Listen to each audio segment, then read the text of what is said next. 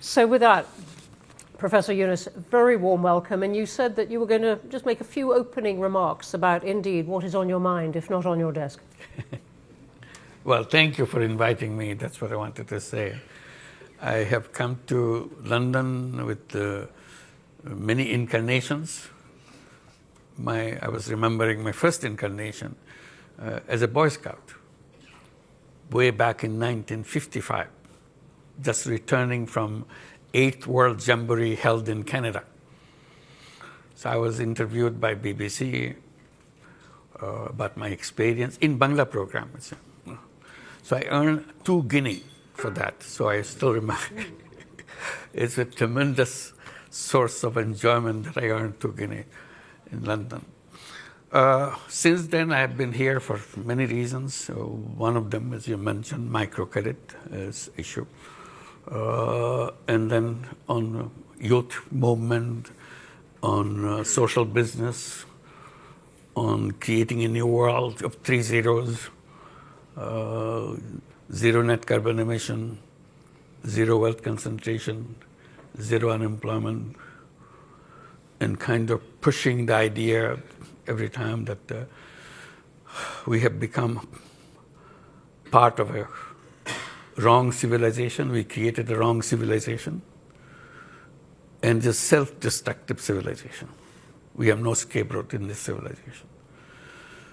We can, if you want to save ourselves as a human race, only way left to us is to create a new civilization, abandoning the present civilization. A civilization which will be characterized by 3 zeros. Zero net carbon emission, zero wealth concentration, zero unemployment. That's what I was doing and enjoying it, finding many, many people who would like to listen, argue, and get involved. It's an action thing. It's not just academic discussions and leave it at that. So I was very happy with that. But then new incarnation comes. I have to head a government. Absolutely unheard of. I never thought about it. And I got into it. So today I came in that incarnation. But all right, I'll be free, I'll free to talk about other things too. Thank you. I'll stop here. Thank you.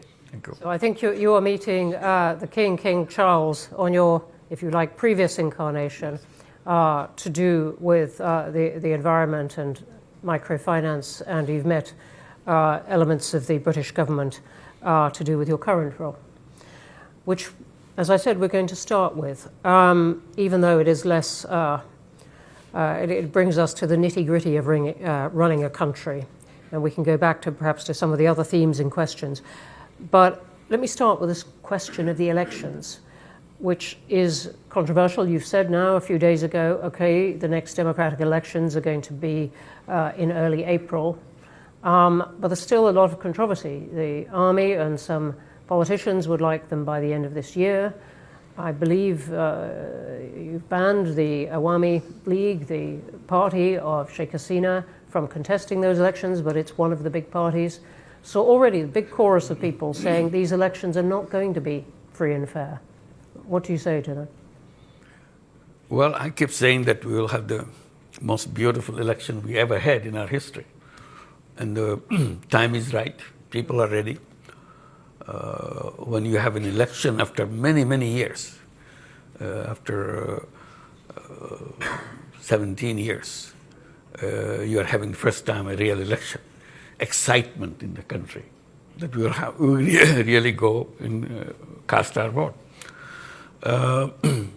In this meantime, with the 17 years, imagine all the young people who are coming to that voting age. They are piling up. They never had the opportunity to cast their first vote yet. So excitement of these young people that I will decide who do I vote for. These boys, girls who waited and waited and waited. Their voice never counted like many others, the rest of the nation.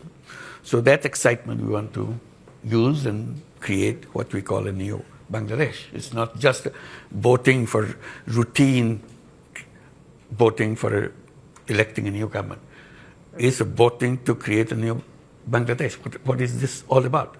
That's the promise we made as we were given the responsibility to make sure that the ideals and the dreams of all the young people who gave their blood just the other day before we took the responsibility, we honored their wishes, we honored their dream. We want to say goodbye to the old Bangladesh and create a new Bangladesh.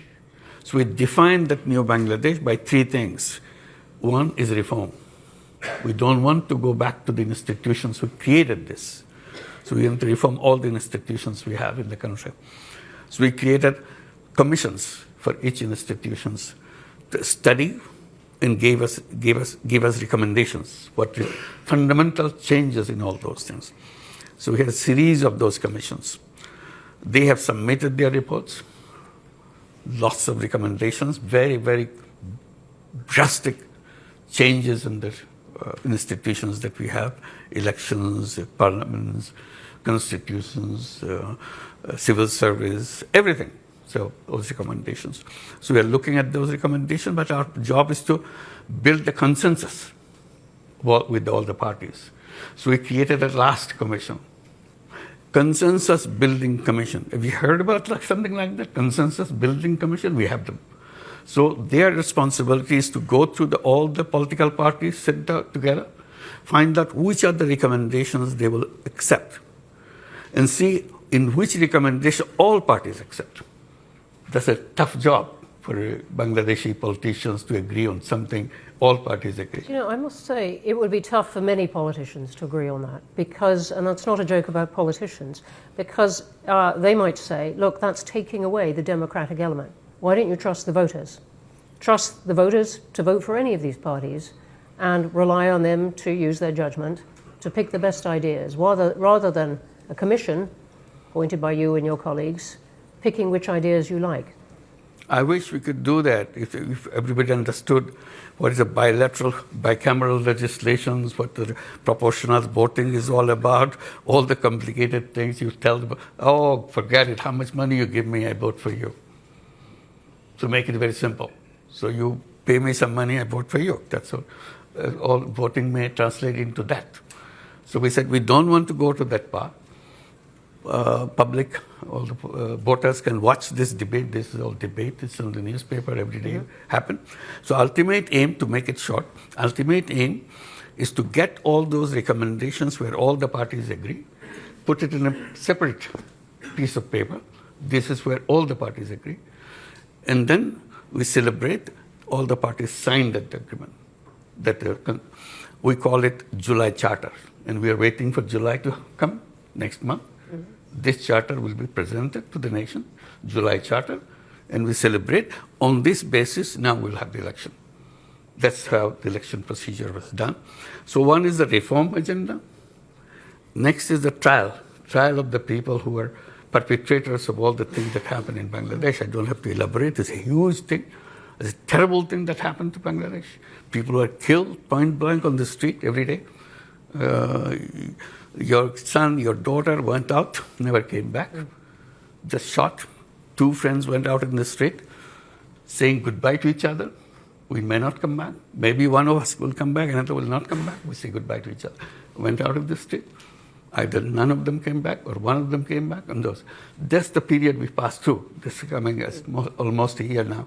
So we'll be celebrating those days of July and August and have this charter.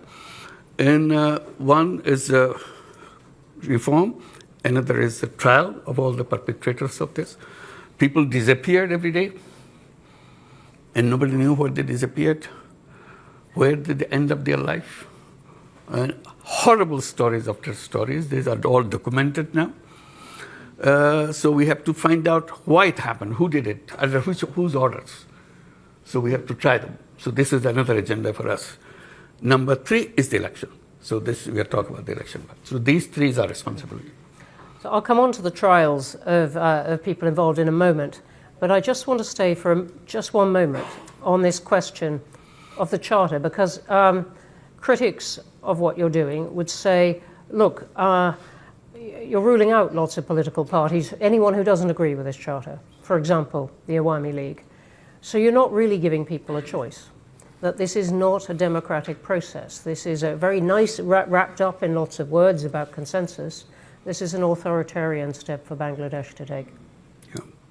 Well, there's a debate about that too. I mean, the debate is Awami League a political party? If they can kill young people on the street just like that, make people disappear just like that, steal money just like that, would you still call it a political party? So that's a debate. This is not a judgment. The issue came on the 5th of August. The former prime minister fled the country. So people were celebrating in the whole country. Finally, we are free. So we thought this ends on the 5th of August after the departure of former prime minister. For us, chapter is closed. This part is over. Now it's a country without them. But those who fled, for them it didn't end. They continued the same thing, in absentia, doing it from another country, exciting people. They're fighting on the street. This is the 10th month now. None of that party has ever expressed this remorse. Sorry, our fault, somebody's ordered, somebody got killed. I'm not responsible for it. I feel terrible that I have to be part of that. None of them. So we are for them it continues. For us, it is ended. So we don't feel safe there on the street demonstrating. They're threatening the people who are already the leaders of this uprising. So safety of the country, safety of the politics of the country, the nation has decided that for the time being, the activities of Awami League will be suspended for the time being. That's all we have done. We have not banned Awami League, we have not done anything. Until the trial is over, that's all. The trial of those people? All the people who were found guilty. So let me ask you then about that. Sheikh Hasina is obviously under the care of India, now in a secure house there, which she fled to. We'll come on to relations with India as a result. But if I said to you, why not leave the question of the trial to the next elected government? What would you say? Why is this interim government going to deal with it? I didn't decide it. We are given this task by the people who invited us to take the responsibility, 3 tasks. And we accepted those 3 tasks. We are just going through that. Let me just ask you one other thing on this particular period. I'm looking over at some of the media, but there have been a lot of reports of a clampdown on media in Bangladesh over this period. What is your response to? It's false. It's not true. Not true. They never had so much freedom in their life. They can say anything they want. Yeah, we may hear some of that later. I know. Yeah. Let me come on to other questions about the economy, which is the role of anyone who takes on a job as you have done, and suddenly dealing with the economy of your country at a particularly difficult time. What has been the impact of the upheaval in tariffs that the world is going through? Well, this is a very tough job for us. While the world is going through all these problems, we are going through another set of problems. We are at the zero level of our economy, or a negative level of our economy. Not only zero. Zero is still, you have positive thing that you can move. We have huge bills to pay because all the mega projects previous government took, so that they can make lots of money out of that, cut from those things. Now they are maturing to be paid. We don't have any money. All the resources from the banks, from the other sources, non-banking sources. In total, we estimate, given to our white paper, $234 billion taken away from the country, and documented in which way, and so on and so forth. So that's where we are. Resources gone. We start from obligations to payment. It's a negative. Our foreign exchange reserve at the bottom because it's empty. banking system collapsed completely because the banking system is very easy to transfer the money, very simple procedure. Under threat, the whole board resigns. You put a new board of your choice and start issuing loans to your friends with the understanding this is a gift you get. You never have to pay back. There's no collateral, nothing. So this is the banking system we inherited. So we have to restore the banking system in some way. We have to make payments for all those people who are knocking at the door with the big checks, big bills that we have to pay. Otherwise, we're going to the court, which is not good for us. So we have to, and in that crisis moment, the best thing that happened to us, the overseas Bangladeshis, many of them are here, in London, in England, and so on, in Middle East. They kept sending remittances, a huge amount of remittances. And that saved us. The economy was saved with them. And that remittances keep growing, keep growing, keep growing. Today, our balance of payment situation is completely changed. As you said, and that has been a real transformation. The IMF, though, is having a lot of meetings with Bangladesh, and it is quite clear on this, it doesn't want Bangladesh to wait for the next government, it wants the interim government to deal with some of the things right now. One of the things it wants is that you find a way to increase the rate at which people pay tax, that more people pay tax, that you can collect it better. Is that something you think is within the powers of an interim government? The first thing I must mention in this, amazing response we get from all the governments of the world. Enormous support. They feel so relieved that finally this thing happened. Now we can have a government we can talk to and we can work with. And they said, any support you need, please tell us. We'll be very eager to do that. So that gave us a moral boost, that we are not abandoned. Government of United Kingdom, Great Britain is one of those countries. We are very grateful to them. Like European Union, United States, Japan, China, you name it. Every single government came with the enormous amount of support. And that gave us a moral boost that yes, we are not abandoned, we are not alone, they'll be helpful. And they were really helpful. You mentioned IMF. Yes, IMF also helpful, World Bank is helpful, all the international agencies. Not everyone uses those adjectives, so I'm telling you, it's a very concrete thing. Yes. The one that IMF came into the picture because the last debate that we had for the final release of the fund, the IMF was controlling and they agreed to give us, that you have to open your foreign exchange rate. It should be left to the market. We are worried about it because so far we are controlling it so that we don't kind of expose ourselves in the drain of all the foreign exchange gone because of the system. So opening this to the market is a real issue, a big decision for us, which we debated, and what the IMF said, no, nothing doing. Unless you do that, we are not releasing our funds. We tried to convince them and explain the danger of it and so on. They said, no, we understand.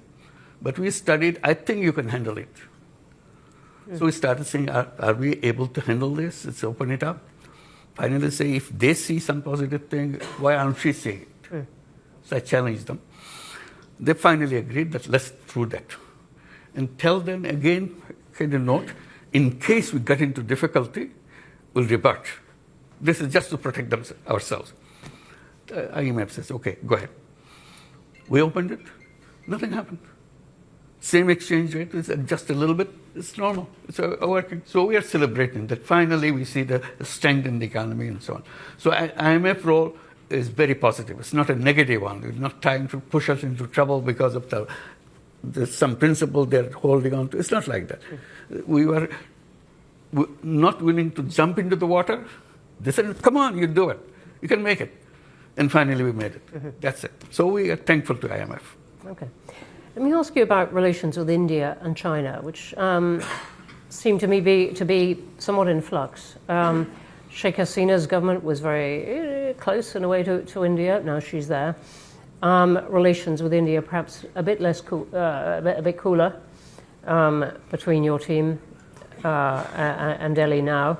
Perhaps a little bit warmer on China now. What is your account of this and what you are trying to do in foreign policy now? We are reaching out to everybody. As I said, all the governments of the world have been extremely supportive. So we're very thankful. We're trying to build up further relationship. We're asking for the help that never gave before. They were not existing before. So we said, let's do that. One of the things we're saying, corruption. Bangladesh is just deep into corruption. Everything is, system is corrupt, people are corrupt. So how to clean it up? What kind of changes we have to make the government clean with enormous corruption? So we say if there is a formula, there is a policy, there is a way to do that. So I mentioned something, that the conversation I had in September at the United Nations General Assembly. I was meeting all the world leaders to explain to them what's the situation in Bangladesh. So I was meeting Ursula von der Leyen at the European Union. So among many issues discussed, I said finally about the corruption. I don't know how to get out of this. Is there any way, is there any recommendations you make that we can follow? So she gave a big smile. She said, you know what? We are coming from worse than that. The European Union coming from the worst of the corruption that we are facing. So yes, many of our countries were trying to join the European Union. We're just all over corrupt. Everything. You never heard of those kind of corruptions in your life. They had it. So we have to install a system of cleansing them up, cleaning it up, washing them off, so that they can be clean as everybody else and join. Once they're clean, then we take. So we learned everything how to make it happen. So how? Because some of the pressure was put on those countries, and not with perfect effect, but it was put on those countries because they so much wanted to join the European Union. Right. So what is the pressure on Bangladesh politics and society to clean up? It is a historical moment for us. If we can't do it now, we'll never do it. So we made us sure that this is the time. The history has given us a window. We can do things which no government can do. Because all governments are partisan, have far supporters to take. We have nothing to do with that. We have nobody that I will be waiting for getting his vote for me to come back again. We are going. That's very clear. So we have the moral strength. As the interim government? Absolutely. Yeah. Interim government is a historical opportunity. It's an amazing opportunity. How in the short year, the 9-10 months that you've got, how are you going? And I'm interested. Chatham House has done a lot of work on corruption. Our most recent big project in Nigeria, but it's a problem that many countries have. I'm just interested in what you are trying to do. Just want to give one example. Yeah. You need a passport. You have to go to the passport office, apply, and somebody will show up. You applied for a passport. If you go this way, it will take years. You'll never get it. You make a deal with me, give me X amount of money. I'll deliver it at your home. The guy is a representative of the officer who issues the passport. So everything that you see outside, all the norms, rules, procedures, now implemented not by the government officials, by their representatives who split the money that they earn. So what we said, from now on, we'll deliver passport online. And people were very happy that, okay, you can issue passport online. They go there to get this or try it at home. It doesn't work. What happened? Server is down. Somebody's manipulating. It's really interesting. I mean, several countries are finding a way to use technology to cut out the person behind the desk. Very helpful. Yeah. So what we did, we started creating some kiosks. Government Service Center. We don't say government. Bangladesh Service Center. Young guy with a computer sitting there, boy, girl, been trained to give all the services. This is all we made. All these months we are preparing all the ministries. Every service you got, whether you're paying taxes, or you're issuing driver's license, or you're issuing your renewal of your passport, whatever, or your land tax, which is absolutely complicated. They can make as complicated as they could. So now everything has to be delivered online. So we trained these young people, just started last month, this kiosk. And you come, there's a price list. If your passport, so many days, this month. It's so many days, and we deliver home. Not all, you give your message, you come and pick it up. That's it. So we have 3 centers now. Within next month, we'll expand to several more. Gradually add to several more. And we are challenging every ministry. How many services you are ready to provide online? They said, we have 5, we have 10, we have 15. Okay, whatever you give it to them. Train them. If they have difficulty, we'll have a meeting together. Why you are having difficulty? Maybe technological will solve the problem. It's our job.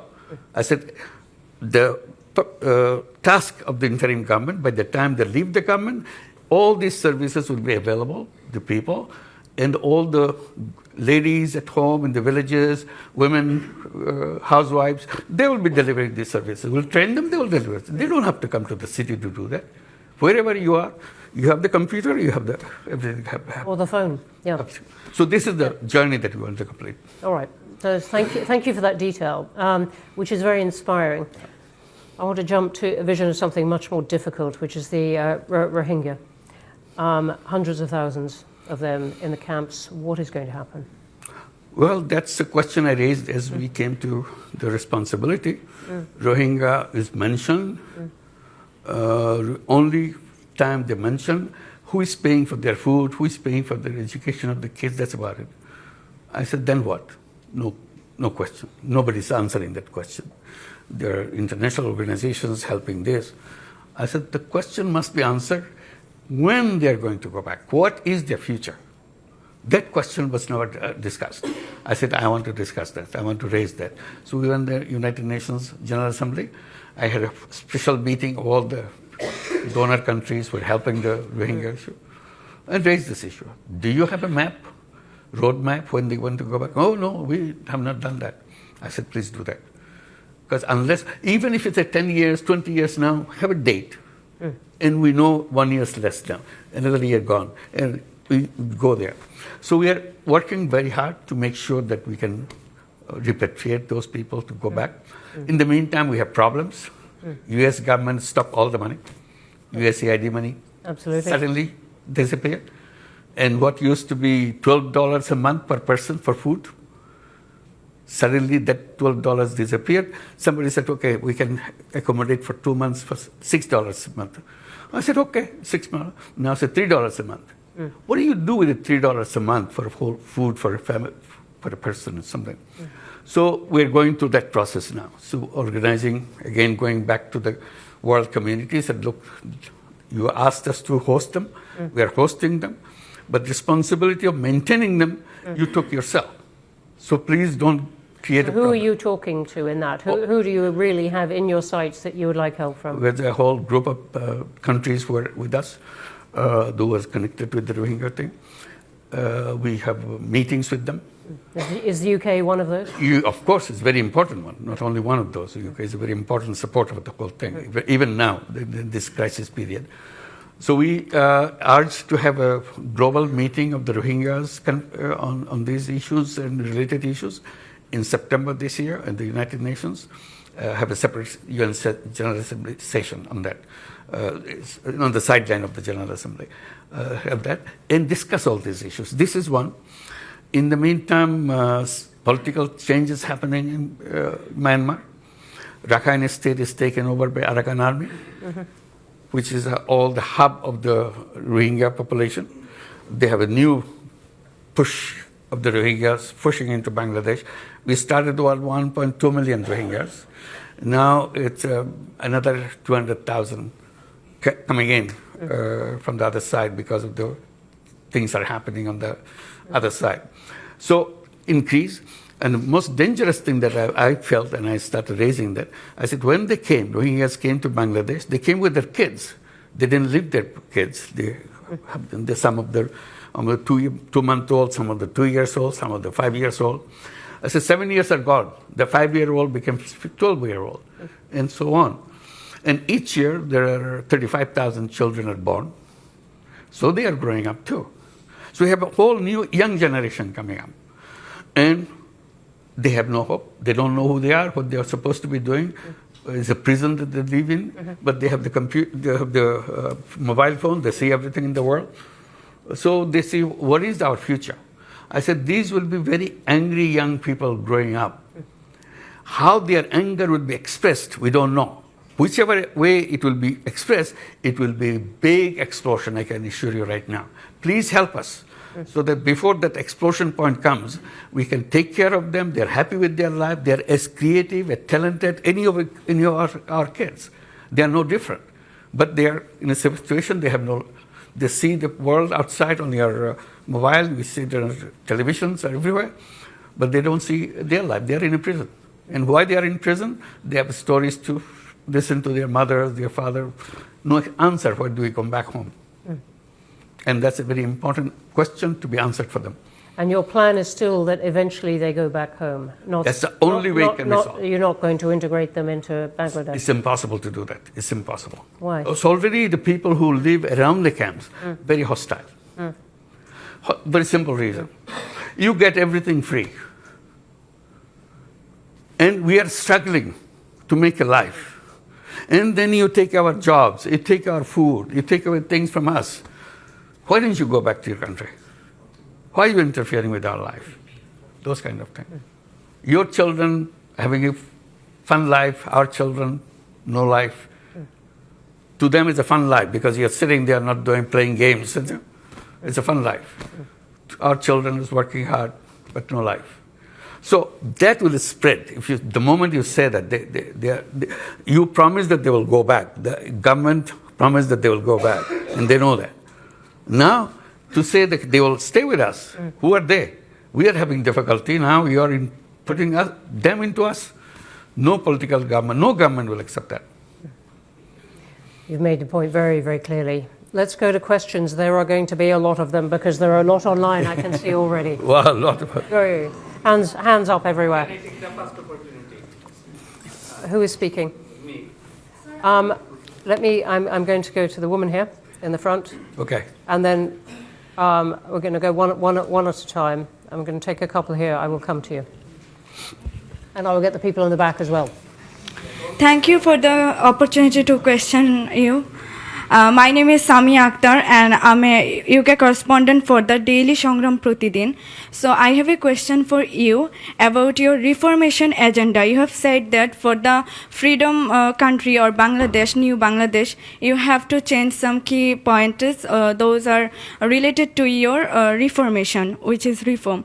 So now my question is to you that when you arrived at Dhaka airport on 8th of August 2024, you said that your main challenges is to bring all the people together. So whenever we see that the Bangladesh first President Bangabandhu Sheikh Mujibur Rahman's, his house was demolished by over the 6 hours by Dhaka City Corporation bulldozer. So there we have seen that the administration was silent.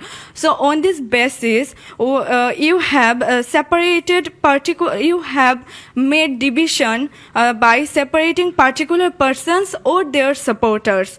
So on this basis, we can say that how you plan for reform Bangladesh or make unity, accept them, and are you an only advisor for the other half, excluding them particular parties or the persons? Okay. Thank you. Thank you very much indeed. There's a lot of, yeah, simple answer is lots of questions, lots of issues, all came at the same time. We can handle everything right away. So it's a kind of period that we have gone through. Things have calmed down, come to order. Now we are dealing with it. Bringing order to the nation was a big task for us because the police force that we got, yesterday they are shooting at the kids. And today, suddenly they said, okay, clear the road, get out. Who are you? They want to beat you up because you killed my brother, you killed my son, you killed my sister. And now you're telling me to do what to do. So they're afraid to go to the road. So we had a deadlock situation. We didn't know how to handle those kind of things. So it took time. And luckily, I can report you, That has come down now. People are accepting the police, all the people that identified as the perpetrator of all the terrible things that happened to Bangladesh, taken out of the services, and they will be under trial. This is the trial becomes such an important thing. You know the person. It's not something some police. I know the guy who did that. It's in front of me. It's in my video. I can show you my video. The whole thing happened in Bangladesh with open videos everywhere. So all recorded. It's an amazing kind of uprising where every single event is recorded as it happened. Not one camera. Everybody has a camera. Everybody's taking it. It's all been assembled, it's identified, and we are trying to clean. We are not saying that we are a government that will solve all the problems. We are successes. We have now a police force which can bring law and order in the country and so on. So we are, and the unity of the political parties is a number one goal for us. We have been sitting together. All this thing we're talking about creating a July charter, it's not an easy thing for all the parties to sit together and debate. But we're doing that. And I'm promising you here, and I hope I can deliver you in July. July is next month. That charter will be announced in the presence of all parties. That's the best unity you can get in any country after a revolution within a month, within a year. Okay. Thank you very much. Come, the front row here, the man next to you. Is so packed. Thank you, Chair. Would you like to say who you are, please? My name is Bulbul Hassan. I work for Channel S Television. I've got a very precise question. People in Bangladesh, a significant number of people in Bangladesh, apparently disillusioned with the conventional political system. So once the election is over, the democratically elected government takes over.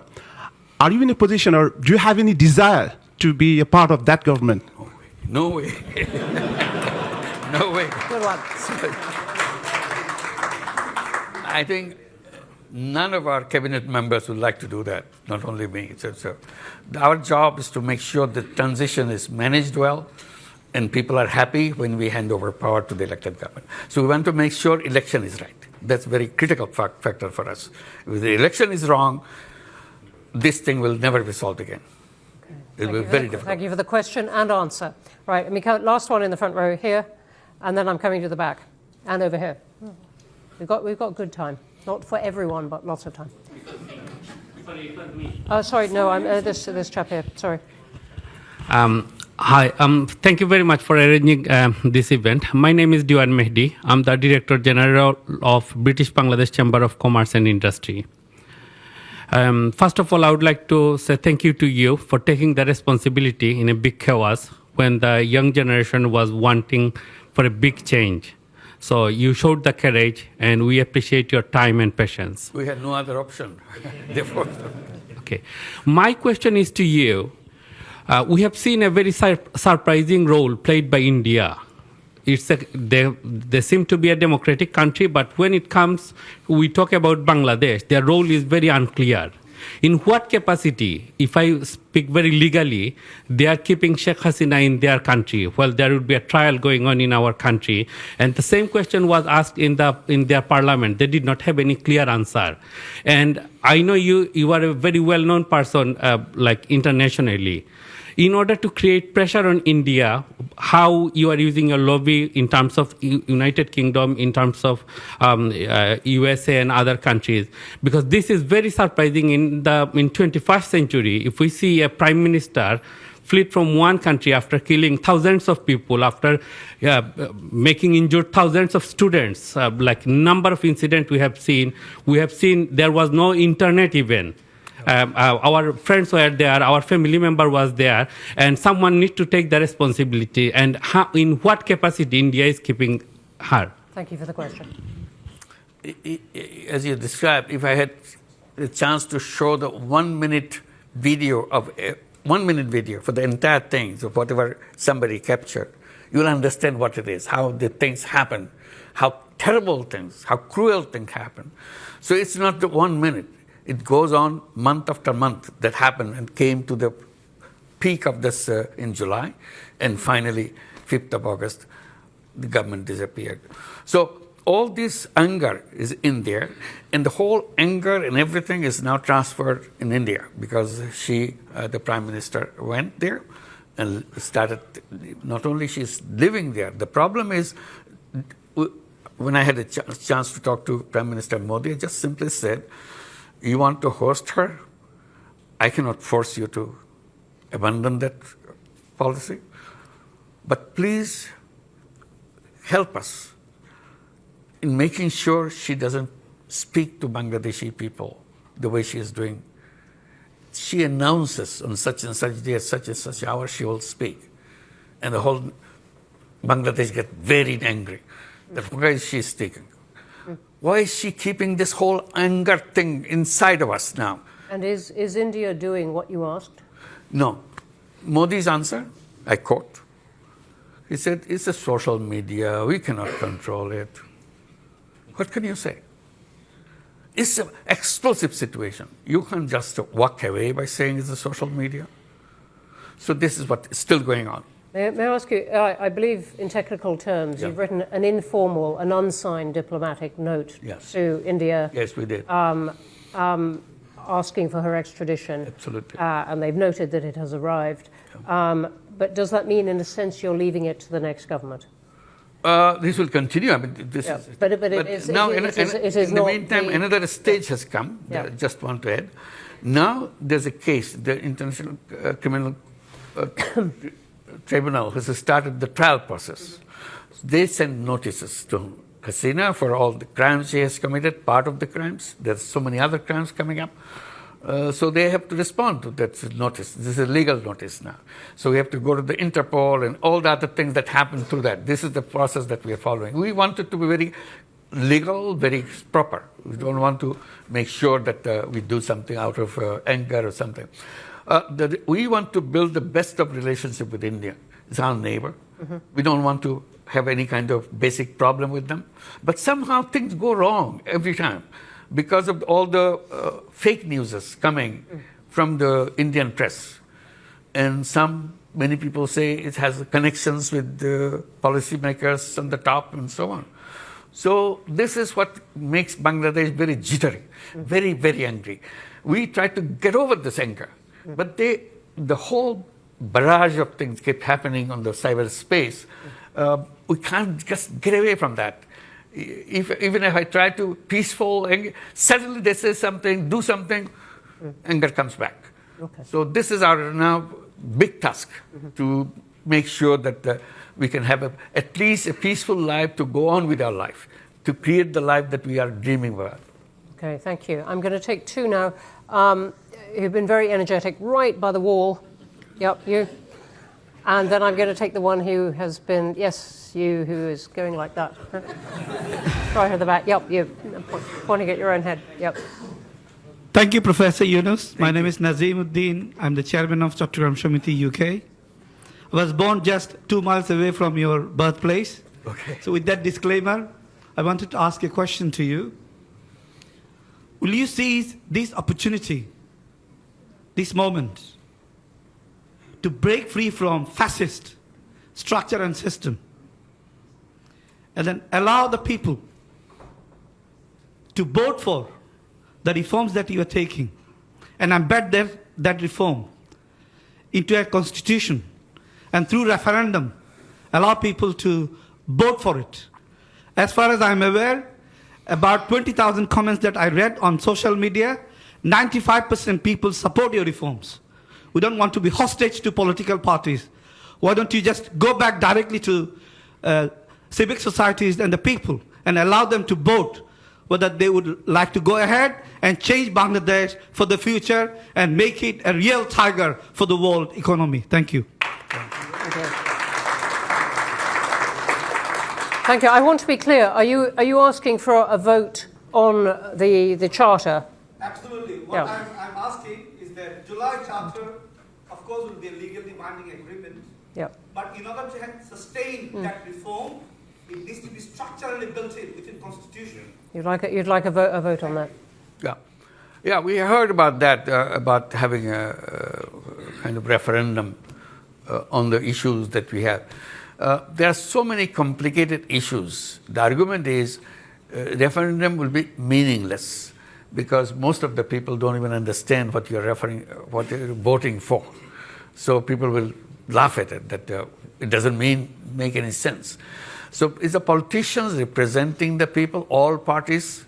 They are involved in all these political issues and all the national issues, and they're supposed to understand, they're supposed to debate. If they have agreed together, all parties, that's what we are focusing on, all parties, then it's more real than giving it to a referendum of all the package. It's a big package. So this is what the path we took. Referendums have lots of problems with them, as many countries know, but you must be referring to something. They're smiling. but it would answer the point, the challenge to you, that this charter is in some way not democratic. We can come back to that. Let me come to you who stood up. You've been very energetic. Chief Advisor, welcome to London. Thank you. On behalf of British Bangladeshi community, I'm Councillor Saifuddin Khalid. I'm also a practicing barrister, British Bangladeshi practicing barrister in London. I have two questions for you. How confident are you? Could you possibly have just one? It's very quick two questions. I'm not going to make a statement.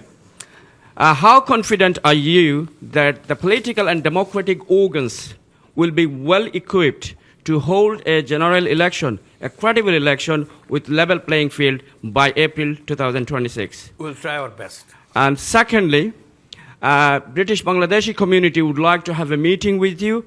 Do you have a plan to meet British Bangladeshi community who are eagerly waiting to meet and have view exchange with you? Thank you, Chief Advisor. Thank you. Thank you very much for inviting. I wish we could, but our program made such a packed program.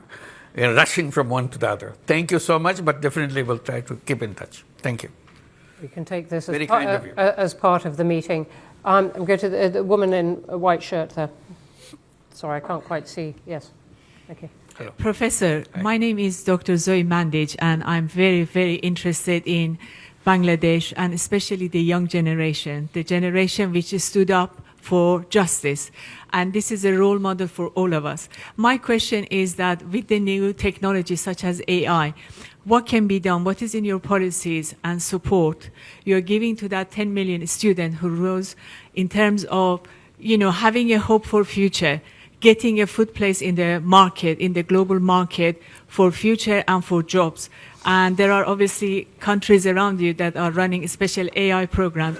Is there anything that we can do to help and support the students especially? Thank you. Thank you. Thank you for your offer. It's a very important offer.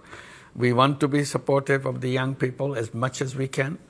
And I try to bring to the notice of the world and notice of people in Bangladesh. Bangladesh is a very unique country. It's the 8th most populous country in the world. Don't forget that. It's a huge number of people in that country, 180 million people, in a very tiny space. The most important part of that is not about the density of the population, is about the age of the population. Half the population of that 180 million, 90 million people, is under the age of 26 and younger. So this is a unique feature of Bangladesh, where many countries getting older and older, they don't have people to work in these countries. Bangladesh is getting younger and younger, and young population everywhere, and very talented young people, not just young people, very talented, very creative young people. I get goosebumps when I think about this. This is more than gold mine. You can do anything in the world with this young population, only if we can run our country right. Because this is needed not for Bangladesh, it's needed for the whole world. I was recently visiting Japan. Amazing thing, request they're making. Please send your young people to Japan. We want to take as many as you can send. So we signed 2 agreements in this trip to send 100,000 young people to go and work in Japan. And I said, please keep these doors open so that we can continue to bring young people from Bangladesh, boys and girls, not just boys and girls, to come to Japan and do everything that you need to do, because you don't have any population to run your factory, run your businesses, run your buses. Their buses are stopped. They have no driver. Their taxis don't function. There's no driver. Your businesses shut down because there's no people who run the business. Their agriculture stopped, abandoned, because nobody's there. Their machines are there, farmhouse is there, land is there, no people. I said, okay, we will be very happy to help you, to send our young people. They said, only thing you need to do, teach them how to speak Japanese. I said, we'll do that. We'll do that. That's a great We are a very answer. lucky country. That's what we say. We're a very lucky country to be so resourceful with human beings. Great. No, can I? I'm sorry. I'm going to come here to the front row. There's a storm of people with things to say. Thank you. Give me a chance. Assalamu alaikum, Dr. Mohammad Yunus. First time I met with him in France when Grameen Czech fair. Second time in 2099 when Bangladesh problem is arsenic. Yes. This time Dr. Yunus held one meeting in Paris. This time I was there. Third time I met with him in Spain. This is a wonderful history, but please could you get to the question? Thank you. Today I am thank you for everybody to arrange this meeting about in Bangladesh situation. But I want one question. Dr. Yunus, please held the election upcoming 2026 you declare in April. We want to see for the foreign Bangladeshi people also. We have to give a right for vote. This is my. That's right. Thank Okay. you. Bye. That's our promise. We'll do that. Thank you. Okay, thank you. Sorry, I'm going to take the woman in the second row here. Yep. Thank you. My name's Halima Begum. I represent Oxfam, but mostly I'm here representing my mother, who cannot be here today, and it's an honor to be in this space with you today, Chief Advisor. My question is... Please give my salam to her. Thank you very much. She will be so pleased. The question really I have is how much security can you offer to the protection of women's rights and gender? Because often when we see challenges around democracy, it's women who are then exposed. And as we know, the rollback of gender is quite a significant concern at the moment. Thank you. Thank you very Thank much. you. There are not so many women We had in the this Women audience here Commission, today, so thank you for the question. Very bold recommendations. Women are outspoken. There are many members in our cabinet represent them, women cabinet members. So the status-wise, we are doing the best possible way. We are not perfect. Definitely Bangladesh has lots of difficulties in getting all the rights established in an open and fair way. But government is committed to establish them. That's all we can assure you. Thank you. Thank you. And the woman here in green on the aisle. No, sorry. I'm so sorry. It was a very good beginning. Let me see if we can get you in. Let me see if we can get you in as well. Yeah. Thank you very much. Thank you. It's what? It's on. Your Excellency, welcome to London. My name is Zamira Kanapyanova. I work for Chevron. So we are one of your largest investors. We've been partnering with your country for over 30 years. My question is, what actions your government is taking to attract foreign direct investments into Bangladesh and specifically into the energy sector? Thank you. We are very, very active on that. We have been holding summits of investors, and Chevron is a participant on that. We're inviting many other companies to come and invest. And we are promising them something very important, that you don't have to come and invest here just to sell your things to Bangladesh. Bangladesh is offering itself to be the production hub for the world, not just for Bangladesh.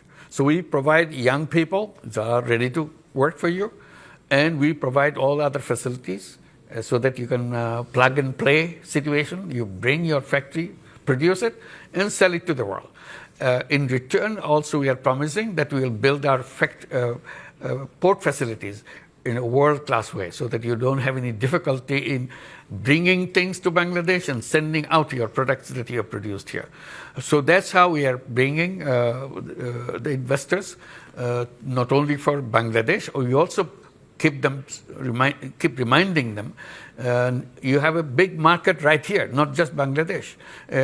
You can produce to Bangladesh. We have all the communication things we'll fix it up to deliver it to Nepal. Nepal is a country that cannot access to the ocean, so we will give you the access to the ocean, and you produce it, bring things to Nepal, to Bhutan, even the Seven Sisters in India, where also we open up, so that we all prosper together. This whole region is a potentially very attractive region for productions. So we are inviting all the companies to come and make use of all the facilities that we are creating. Thank you. Thank you. And I'm going to take a couple of questions from online. There are brilliant questions online, particularly about the election process. I think we've covered it as much as we can in the time, but thank you for the questions. Let me take a pair of questions which are on the Bangladeshi community in the UK. One from Annamoy Chowdhury saying, Your Excellency, Bangladeshis living in the UK are sometimes regarded as a disadvantaged community in comparison to others. What advice would you offer to help shape a more prosperous future for them? And then there's one from Katie Dominy saying, what would you like the British Bengali community to do to help Bangladesh? Absolutely. This is an opportunity of lifetime. That you are here, you are lucky that you have access to so many knowledge and success and services and resources. Please bring it to make changes happen in Bangladesh. This is the time for Bangladesh to change fundamentally, not just a touch and go kind of thing. It's fundamental changes Bangladesh is waiting. One of the things we're encouraging to build up apps so that you can tell us who is willing to do what kind of facilities, what kind of knowledge, what kind of ideas that you can share with us so that you can come and help us to build the country that we are all trying to help transform itself in the quickest way possible. The potential is there. Simply connections with the people. You are here is a tremendous resource for us. Here in the USA, in Japan, in many other countries, the Bangladeshi community, very resourceful community, and we'll be very happy to have your support and your work. Thank you.